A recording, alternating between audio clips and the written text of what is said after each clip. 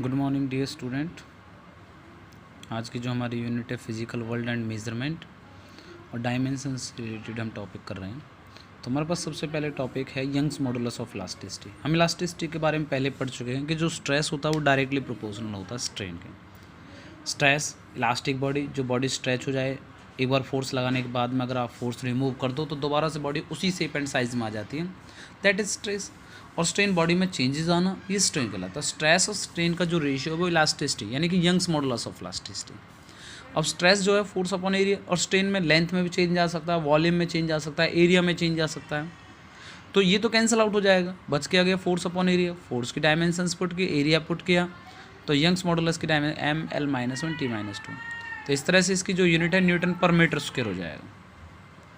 Next quantity, अब हमारे पास जो है इलेक्ट्रिकल क्वांटिटीज़ हैं। इन इलेक्ट्रिकल क्वांटिटीज़ में चार्ज बराबर किसके होता है, हमारे पास आई टी के बराबर होता है। आई एक इलेक्ट्रिक करंट फंडामेंटल क्वांटिटी जिसकी डायमेंशंस ए है, टाइम टी है हमारे पास। इलेक्ट्रिक चार्ज की जो यूनिट होगी कूलम्ब्स होगा। Electric field force per unit charge होता है होने को, तो पोटेंशियल पर यूनिट लेंथ है जो आगे मैंने समझाया है। तो electric field force per unit charge जो आपने 10th क्लास में पढ़ा होगा, तो फोर्स की dimension M L T minus two है और चार्ज क्या हो गया ए टी, जो हमने पहले निकाल चुके हैं। अब एम एज इट इज़ है, एल एज इट इज़ है, टी ऊपर जाएगा टी माइनस थ्री हो जाएगा, ए ऊपर जाए ए माइनस वन। तो फोर्स की यूनिट तो होगी न्यूटन और चार्ज क्या होगी कूलम, कूलम ऊपर जाएगा तो क्या हो जाएगा न्यूटन पर कूलम हो जाएगा। नेक्स्ट है हमारे पास इलेक्ट्रिक पोटेंशियल।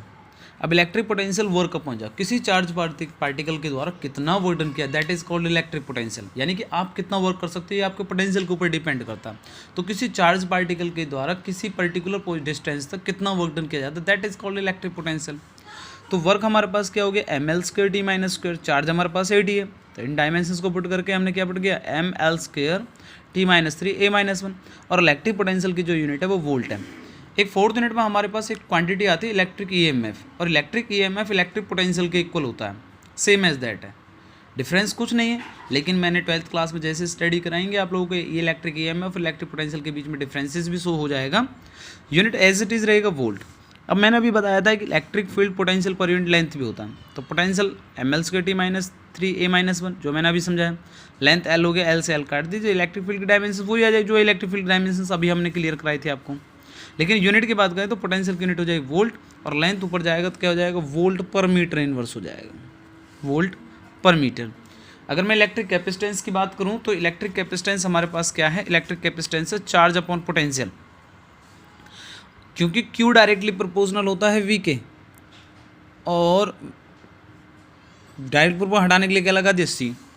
तो Q चार्ज है, V पोटेंशियल है। जितना आप किसी को चार्ज दोगे उसका पोटेंशियल उतना ही ज़्यादा है। जैसे मैं सिंपल सी बात करूँ, एक वॉच का सेल है, उसमें चार्ज कम होता है तो उसका पोटेंशियल भी कम है। लेकिन एक बैटरी इन्वर्टर की बैटरी, उसमें चार्ज ज़्यादा है तो उसका पोटेंशियल भी क्या है ज़्यादा है। डायरेक्टली प्रोपोर्शनल C क्या हो गया C, तो ना तो चार्ज पे डिपेंड करता ना ही पोटेंशियल है, डिपेंड करता है उसके एरिया ऑफ द प्लेट्स पर डिपेंड करेगा। लेकिन ये टॉपिक बाद में, हम सिर्फ ओनली डायमेंशंस को कंसर्न कर रहे हैं।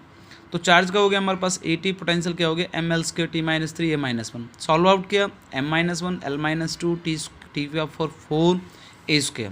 तो इस तरह से जो इलेक्ट्रिक कैपेसिटेंस की यूनिट होगी वो क्या होगी फैराडे हो गया। नेक्स्ट अगर हम बात करें इलेक्ट्रिक फ्लक्स की, इलेक्ट्रिक फ्लक्स एक ऐसी क्वांटिटी है कि एक पर्टिकुलर एरिया को कितनी इलेक्ट्रिक फील्ड लाइंस क्रॉस करती है, that is called electric flux. अब फाई इक्वल टू क्या हो जाए ई ए, इलेक्ट्रिक फील्ड की डायमेंशन आपको पता है, एरिया की डायमेंशन पता है, पुट किया M L Q T minus three A minus one आ गया। इलेक्ट्रिक फ्लक्स की यूनिट होगी, इलेक्ट्रिक फील्ड की यूनिट होगी न्यूटन पर कूलम, और ये क्या होगी मीटर स्क्वायर।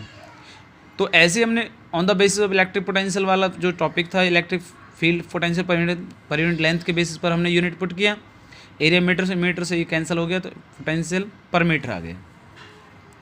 इलेक्ट्रोस्टैटिक कांस्टेंट ये कूलम्ब्स लॉ फोर्स है। जैसे कि आपने ग्रेविटेशन फोर्स पढ़ा होगा जिसमें F equal to G M one M two upon R, सिर्फ मास की जगह क्या ले लिया चार्ज ले लिया।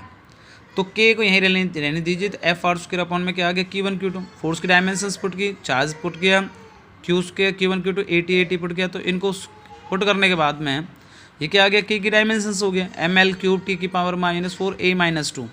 तो यूनिट क्या आ गया फोर्स की यूनिट होगी न्यूटन, एरिया क्या आ गया मीटर स्क्वायर, और चार्ज की डायमेंशन चार्ज यूनिट क्या होगी कूलम स्क्वायर। तो सॉल्व किया newton metre square coulomb inverse का स्क्वायर हो गया। इसी के बेसिस पर मैंने एक इलेक्ट्रिकल परमिटिविटी, इसी की क्वांटिटी है कि के की जो इलेक्ट्रोस्टैटिक कांस्टेंट की न्यूमेरिकली वैल्यू है वो क्या 1/4 थियोरेटिकल जो है 1/4 एप्सिलॉन नॉट। तो एप्सिलॉन नॉट इलेक्ट्रिकल परमिटिविटी होती है। और इलेक्ट्रिकल परमिटिविटी का मतलब होता है डियर स्टूडेंट कि किसी वायर से कितना करंट पास होगा, that is depend on the electrical permittivity. तो एप्सिलॉन नॉट को आप एक साइड ले जाइए तो Q1 Q2 अपॉन में क्या होगा FR²। मीन्स दैट हम कह सकते हैं कि K इक्वल टू जब हमारे पास 1/4 पाई एप्सिलॉन नॉट होता है, तो इसका मतलब कहीं ना कहीं एप्सिलॉन नॉट इलेक्ट्रोस्टैटिक कांस्टेंट के रेसिप्रोकल है। तो जो डायमेंशंस K की आई थी वो उसका रेसिप्रोकल हो जाए, बिल्कुल एज इट इज़ है, और यूनिट भी उसका रेसिप्रोकल हो जाएगा। तो आज का जो मैंने टॉपिक उठाया है वो डायमेंशंस कंसिस्टेंसी के ऊपर डिपेंड करेंगे। यानी कि आपको कुछ फॉर्मूलेज गिवन होंगे जो आप लोगों ने अभी तक स्टडी किए हैं। जैसे पावर है, सिंपल कोई भी फॉर्मूला उठा लीजिए। मैंने E = mc² उठा लिया। लेफ्ट हैंड साइड को देखा, E एनर्जी की डायमेंशंस क्या ml² T-2, mc² m का m मास का m हो गया, और C speed of light, speed की वेलोसिटी या स्पीड की जो डायमेंशन है LT-1 उसका स्क्वायर हो जाएगा। तो ml² T-। अब देखिए E की डायमेंशंस वही आई है mc² डायमेंशन, तो that is the relation is correct. हमें सिर्फ यही प्रूफ करना है। आप इसके अलावा मैंने सिर्फ ओनली 5 न्यूमेरिकल्स का एक असाइनमेंट क्रिएट किया है कि ज़रूरी नहीं है कि आपको ये असाइनमेंट से क्लियर करना है। आप डियर स्टूडेंट और भी बहुत सारे फॉर्मूले, जैसे फोर्स है, मास इनटू एक्सेलरेशन, पावर है, वर्क अपॉन टाइम है, बहुत सारे फॉर्मूले जिन्हें आप सॉल्व कर सकते हो इनके अलावा भी, और करने की कोशिश करिए। अगर कोई प्रॉब्लम्स आए तो कंसर्न में। और मैं फिर कह रहा हूँ कि सिर्फ ओनली डायमेंशंस के बिहाफ पर ही आप लोगों को वो रिलेशन करेक्ट करके देखने, आपको रिलेशन देखने क्या कोई रिलेशन गलत तो नहीं है, गलत है तो उसे इनकरेक्ट करिए। बाकी मैं इसमें बता देता हूँ, ये न्यू फ्रीक्वेंसी है, 1/2L लेंथ है, T टेंशन है जो फोर्स के बराबर होता है। अगर सरफेस टेंशन होता तो फोर्स पॉइंट लेंथ लेते, लेकिन टेंशन फोर्स के बराबर है। और मास क्या है, मास पर यूनिट लेंथ, यानी कि m/L। इस तरह से डायमेंशंस को पुट करना है। यहाँ पे G ग्रेविटेशनल कॉन्स्टेंट है, m मास है, R क्या है हमारे पास डिस्टेंस है। Okay, thank you so much dear student.